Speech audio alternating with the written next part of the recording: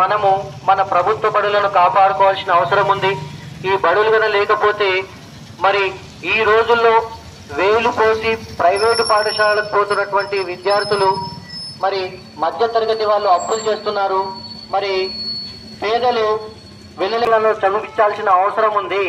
మరి ఈ రోజు ప్రభుత్వ బడుల్లో సంఖ్య గణనీయంగా తగ్గిపోతుంది. దానికి కారణం ఏమిటి అని ఆలోచిస్తే మరి ప్రభుత్వ పాఠశాలలకు చేరేసరికి 5 సంవత్సరాల వయసు వచ్చేవరకు తెలంగాణ రాష్ట్ర ఐక్య ఉపాధ్యాయ ఫెడరేషన్ టీఎస్యూటీఎఫ్ సిద్దిపేట జిల్లా కమిటీ ఆధ్వర్యంలో ఈరోజు అనగా 28 బుధవారం 2025 రోజున మరి ఒక బాధ్యతాయుత సంఘంగా మరి ప్రభుత్వ పాఠశాలలో విద్యార్థుల నమోదు పెంచడానికి కృషి చేయడానికి ఈరోజు జిల్లాలో 26 మండలాల్లో ప్రచార జాతాను నిర్వహించాలనే ఉద్దేశంతో ఈరోజు సిద్దిపేటలో ఈ జాతాను గౌరవ ఎమ్మెల్సీ పట్టభద్రుల ఎమ్మెల్సీ అంజిరెడ్డి గారు అదేవిధంగా గౌరవ డిఈఓ శ్రీనివాసరెడ్డి గారు ప్రారంభించడం జరిగింది.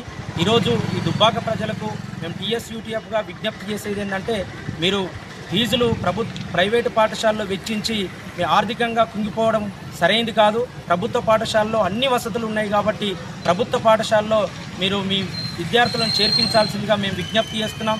ఎందుకంటే ఒక సంఘంగా మరి ఎంత మా ఉపాధ్యాయుల హక్కుల గురించి పోరాడతామో బాధ్యతాయుతంగా ఉండి మీ విద్యార్థులకు చదువు చెప్పడం మా బాధ్యత. బడి మనదే ఊరు మనదే అనే ఉద్దేశంతో మేము ఈ ప్రచార జాతరను నిర్వహించడం జరుగుతుంది.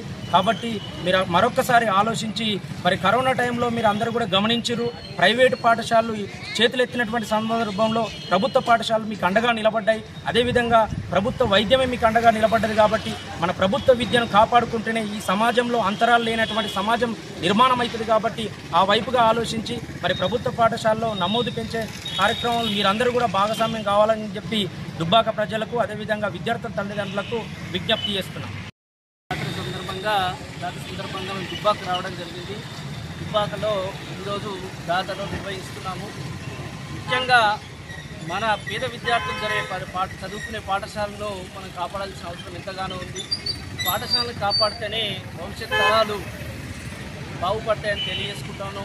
విద్యార్థులకు ప్రైవేటుకు ధీటుగా ప్రభుత్వ పాఠశాలలో ఒక నాణ్యమైన విద్యను అందిస్తున్నాము. దాన్ని ధీటుగా ఏంటంటే యూటీఎఫ్ సంఘంగా